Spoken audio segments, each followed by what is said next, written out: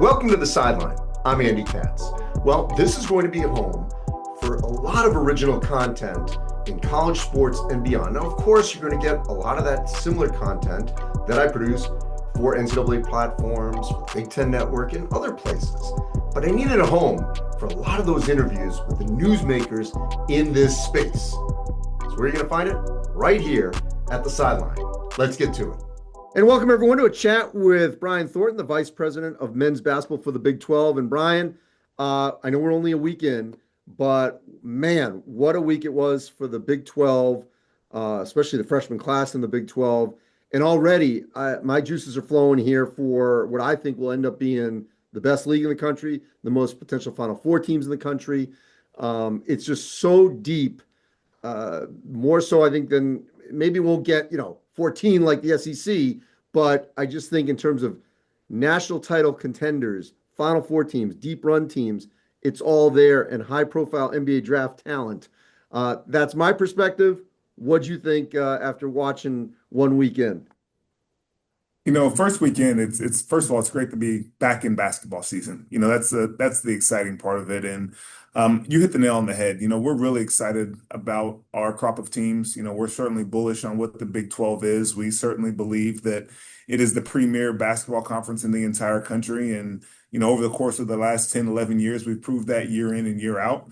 And this year should be no different. We have some teams, as you said, that are already being recognized as being some of the top teams in the country. I believe today we had 4 of the top 12 in the AP poll. Arizona jumped a bunch of spots after beating Florida last week in a great game that we were at together. So we're certainly excited just about, what this basketball season could mean. There's a lot of games that have to be played, but we're in a good place so far. Look, we never know what's going to happen with alignment. You're a former commissioner. It's a gamble. But so far, it's worked pretty well, certainly with Houston, BYU, and Arizona. They've come into this league and they've challenged, at the top, certainly with with Houston and Arizona, Houston winning it. BYU now is just loaded with talent. And the others are going to rise up too. But what's your impression of the way in which those three specifically came into this league, which already was one of the best ever, and have come right up to try to win it and have won it in Houston's case, and be very competitive?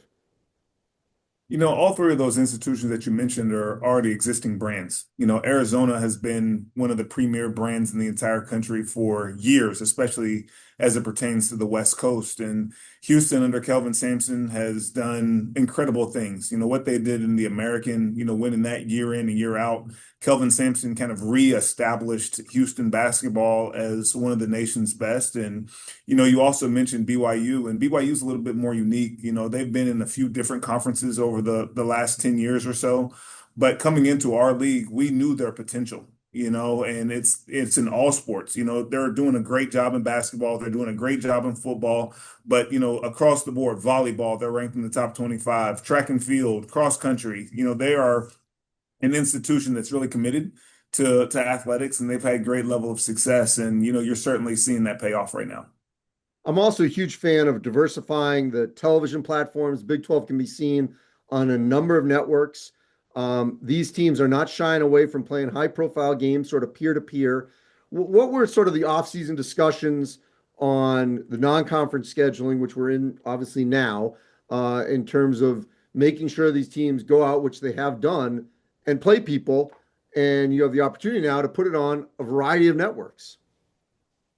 Andy, non-conference scheduling speaks for itself. It's one of the most important things when you're building a resume, when you're thinking about making the NCAA tournament, when you're thinking about seeding to the NCAA tournament. And it's something that we constantly have conversations with our institutions and coaches about. And this year was no different. You do look at what the SEC did last year. They had a phenomenal year last year, calling it what it is.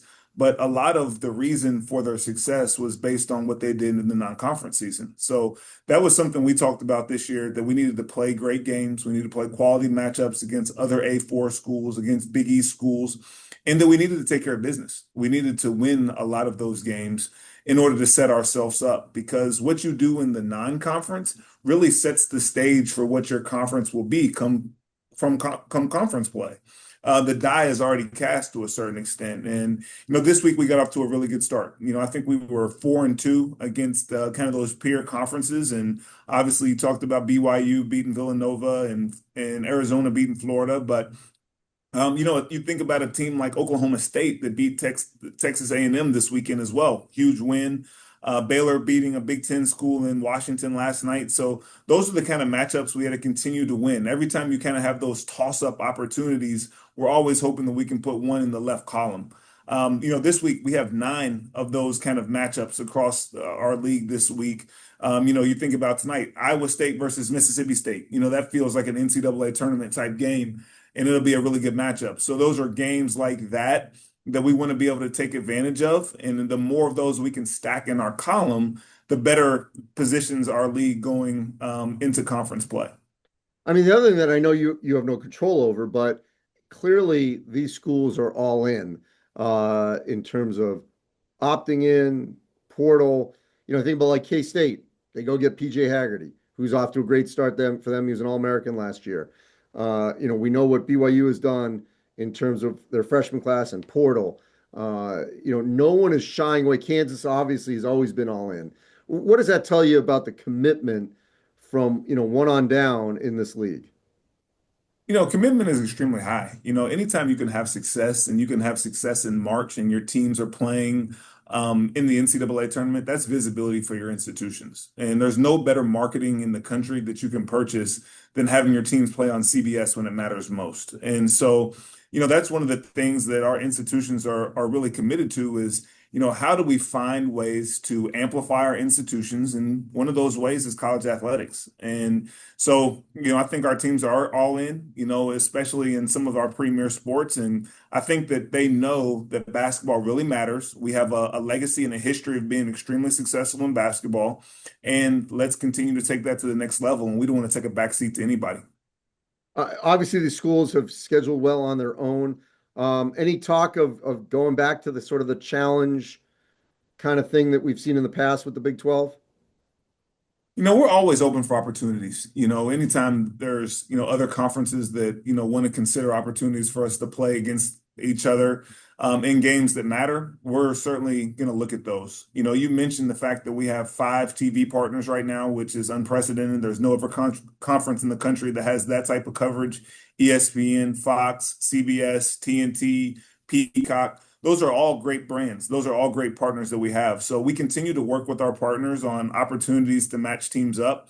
It might not necessarily be in full scale challenge situations, but anytime we can find opportunities to create one-offs, neutral site games that make sense for our schools and geographic areas that they can capitalize on for their fans and whatnot are things that we always want to help facilitate.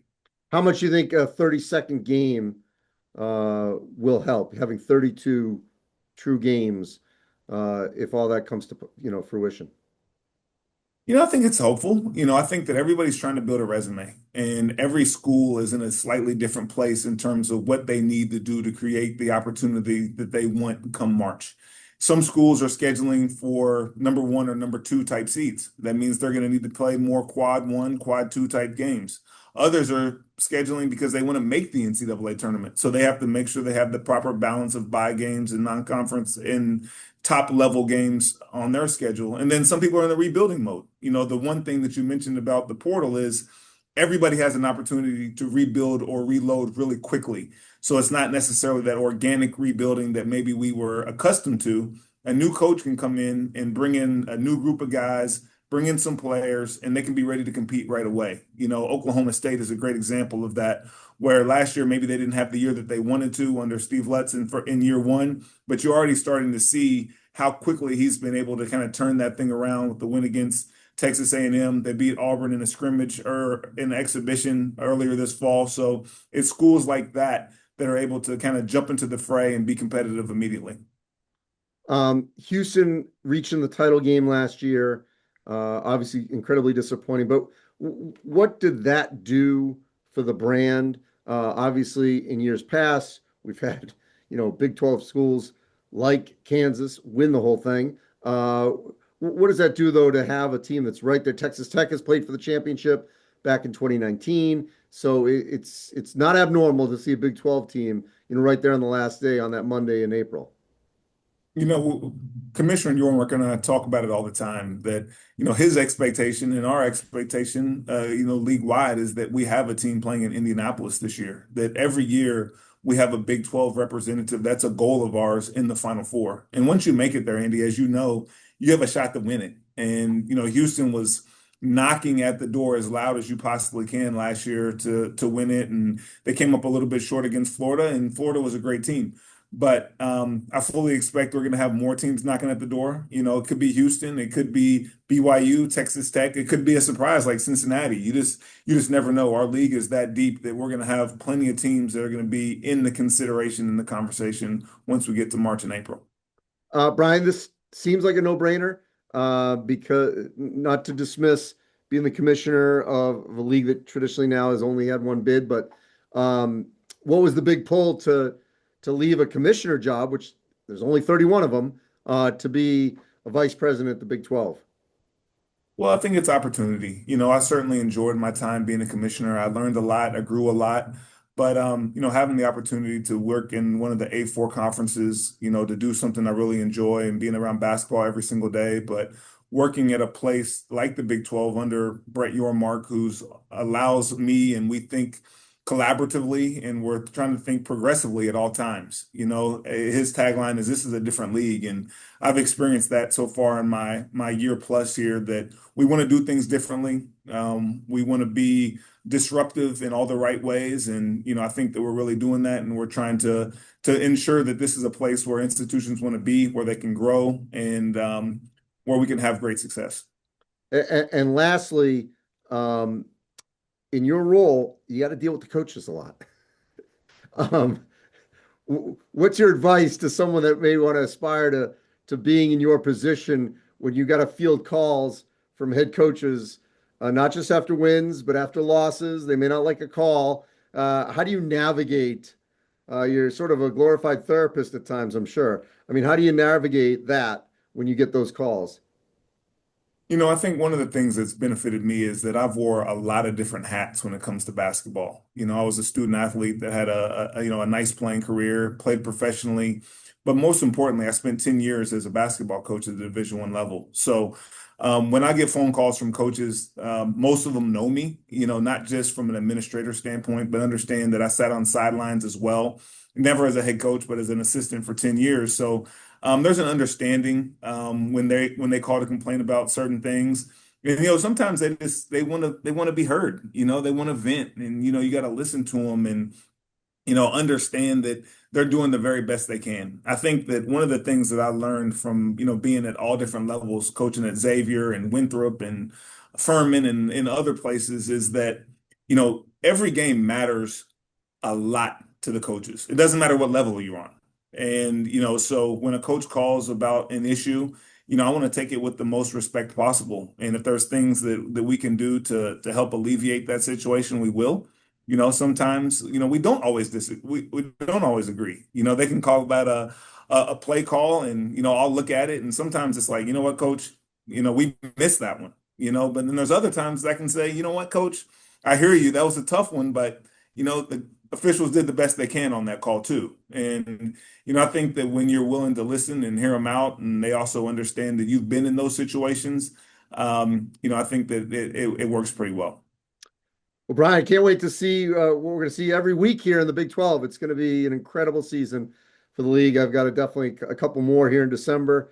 So great to be on BYU and Texas Tech's campus and covering this league throughout the course of the season. Looking forward to a great year, and thanks for all you do, Andy. Thanks for watching and listening, everyone. And as always, you can follow all our social media content at the Sideline with AK. Our content appears on Spotify, Apple Podcasts, and of course, YouTube, TikTok, X, and Instagram. Check out all the content at the Sideline with AK.